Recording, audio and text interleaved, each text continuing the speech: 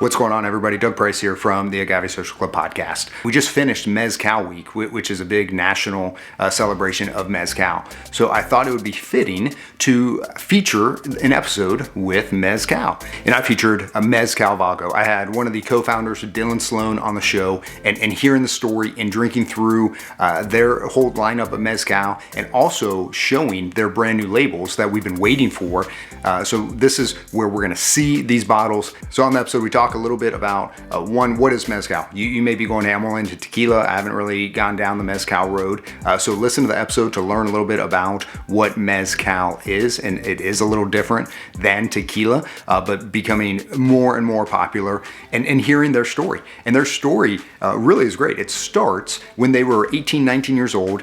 They're in Mexico. They're in Oaxaca, which is one of the most well-known places for the production of Mezcal, similar to Jalisco for tequila. Oaxaca is very well known for Mezcal. And these are two young guys that woke up one morning, they're hungry, they're looking for breakfast, they want to find a place where the locals eat. And as they're on this search, they see a group of young men and women, 18, 19 years old, just running through the streets celebrating. And they pull Dylan and Judah Cooper, the co-founder, they pull these, they're probably 19 at the time, pull them into the streets with them, and they're just running around. These young men and women had just graduated from whatever schooling that they had been attending. And so they were there to party. And he said they were throwing chickens at each other, flour, real sanitary. And they also had these gas cans. And in these gas cans had Mezcal. And they were giving it to Judah and Dylan, saying, hey, drink this, try this. And they're just drinking out of these gas cans as they're running through the streets. And they just had an absolute blast. And then in the afternoon, he talks about how he passed out on the floor, and maybe there's some photos of him passed out on the floor. But that was their first entrance into Mezcal. They go back to the States, they're living their life, and Judah eventually goes back to Mexico. He wanted to get more involved in surfing, and so he's finding these places in Oaxaca that are very remote, and these beaches, and he's just falling in love with it. He wakes up one day and he's got an ear infection. He goes to the hospital. This is where he meets Valentina. She's a young nurse that he falls in love with. And listen to the episode, because there's some drama here. She might have been engaged. There might be a fist fight between Judah and her fiance that happens in the town square. But eventually he does win over her heart, and they do get married, and they are still married with kids. And so they're there. And so he's living there now. And she comes from a very humble background. Dirt floor. She was the only one that went to school. Very remote area of Oaxaca. And he meets her father, Aquilino. Aquilino is a Mezcal producer. Not for, he's not building a brand. He's just making Mezcal because a lot of people out there, they grow the different types of their agaves, or magueys as they may call them, and makes his own Mezcal. He's been doing it. His father's been doing it. I mean, this is generation after generation making Mezcal. And so they start trying to figure out, okay, what could they do? They tasted this Mezcal, and it was amazing. Judah absolutely fell in love with it. And, he's bringing Dylan, hey, you got to come here. They had a little internet cafe, and they started to sell some small food and some drinks, and they were bringing down this Mezcal from Aquilino, and people were loving it. And it's that type of thing where, the people that were visiting, they feel like they're getting a real taste of tradition, of what the people are drinking there. And so they start this idea of, could we bottle this? And so Mezcal Vago came out of, falling in love with a girl, getting married to her, meeting her family, and seeing that they're making this amazing Mezcal. So what is Mezcal Vago? To me, Mezcal Vago is similar to what Jake Lustig is doing with Artenon. They are meeting these different producers that are from different areas, and they are showcasing them.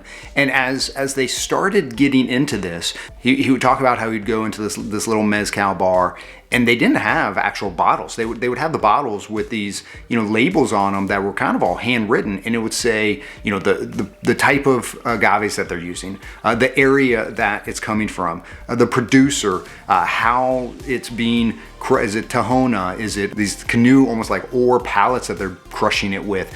So it just kind of was like a cheat sheet, and they looked at that and they said, this is what we want to do to showcase the different mezcals that we are showcasing. So if you've seen the older bottles, they were very minimal. I mean, just Mezcal Vago, and then information. Just information. So they have recently changed their bottles for the labels there. The label itself is made out of agave fibers. If you feel it, it feels different. That's pretty cool. But they are all about pouring back into those communities and really showcasing. I mean, Dylan talked about the first time that we gave one of these producers, Uncle Tio, we gave him that bottle, and it has his name on it, all of his information about where they're making this mezcal. It keeps them to the standard that they want to continue to meet or exceed with every batch of mezcal that they're making. Really gives them a sense of ownership. So we talk about the entire story.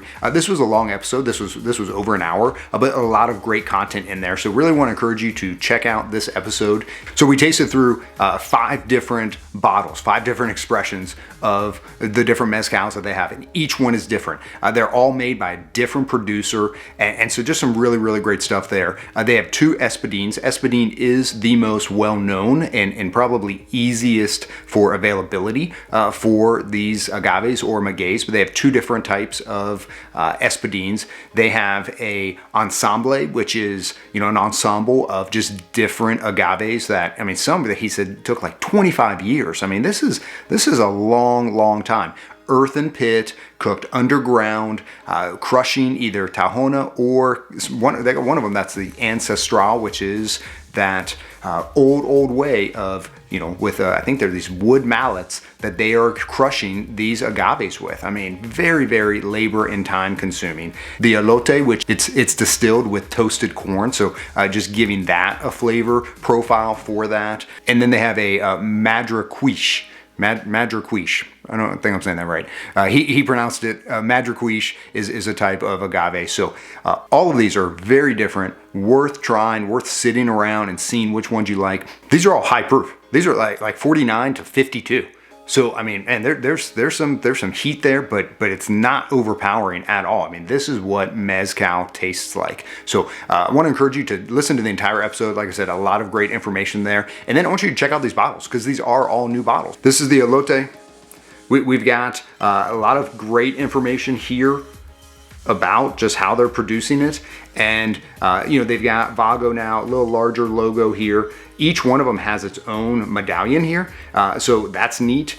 They've got their own color, their own medallion. This is for Aquilino. This is for his boys are making this. Aquilino sadly passed away a year, 2 years ago. And so this medallion is really, everyone's going to have an M and a V for Mezcal Vago. And then this is kind of like an I that Aquilino is always there watching over them. He was the foundation of this for Mezcal Vago. But we've got this one. They all have their own color. So what's neat is if you see it on the shelf, that red one is Tio Rey. I want to try the ensemble. So you start to identify which is which for these bottles. But really want to encourage you to grab some Mezcal Vago. You can go to mezcalvago.com and you can even purchase it. You can follow me on Instagram at Agave Social Club. If you like these videos, do me a favor, subscribe. If you like the podcast, this really does help me that you rate it, that you give it a review, and that you share it with somebody. I'm always looking to share the story of tequila and mezcal and different agave spirits.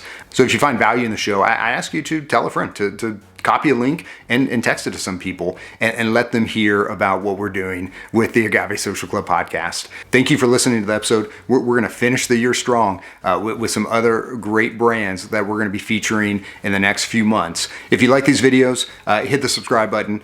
And I want to just say thank you for listening. Go pick up some Mezcal Vago because they're doing it the right way. Really, really great representation of mezcal. And like I said, great distribution, so very easy to find. Thanks for watching.